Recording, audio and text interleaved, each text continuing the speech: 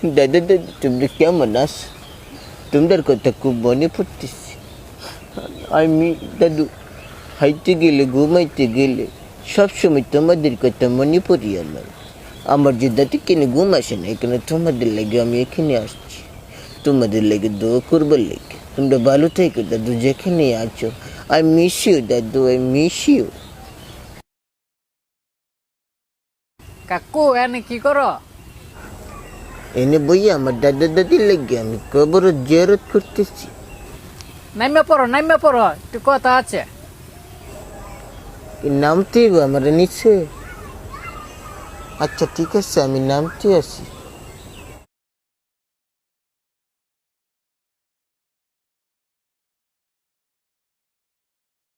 কাকু আপনি বিকেলবেলা গাছের গাছ কি করছিলেন? বিকালবেলা গাছ কি করছিলাম? দাদা দাদির লেগে কবর জারাত করছিলাম গাছ একটা। আপনার দাদা দাদির কবর কি গাছের আঘাত নাকি?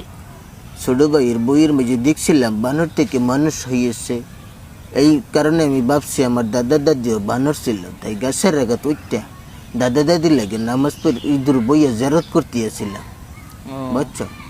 আপনি কি নাস্তিকের কথা শুনেন নাকি? আপনি শুনবেন কোরআন হাদিসের থিওরি। তাহলে তো ছোট ভাইয়ের স্কুলে আর পড়া যাইব না, এটা লিয়ে প্রতিবাদ করতেই হইব। অবশ্যই আপনি মুসলমান হইয়া নাস্তিকে কি বললো সেদিকে তাকায় আছেন, কোরআন হাদিসে কি বলে সেদিকে ফলো করেন। ঠিকই বলেছেন। এভাবে যদি আমাদের মন মানসিকতা যদি নষ্ট করে দেয়, তাহলে কোরআন হাদিস তো আমরা ছোটবেলায় পড়েছি। আদম হাওয়া থেকে মানুষ সৃষ্টি হয়েছে, তারা আমাদেরকে বানর বানিয়ে দিচ্ছে, আমরা তো কিছুদিন পরে আমরা গাছের আগে থাকতেই।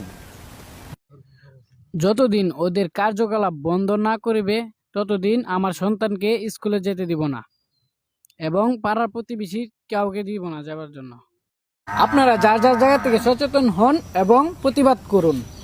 আমরা যদি প্রতিবাদ না করি তে আপনার মতন গাছের বানরে লাগান জ্বলতে হইব। আপনি ঠিকই বলছেন। দাদা দাদির করতে বেশি মনে পড়তেছে, গাছ ওইটাকে জিয়ারত করবো না কোথা থেকে যে করবো সেটা বলতে পারতেছি না। আপনি কি বানর গাছে ওইটা জিয়ারত করবেন? আসেন আমরা গুরুস্থানে গিয়া জিয়ারত করি। গোরস্থানে গিয়ে জিয়ারত করতে আসেন। আচ্ছা।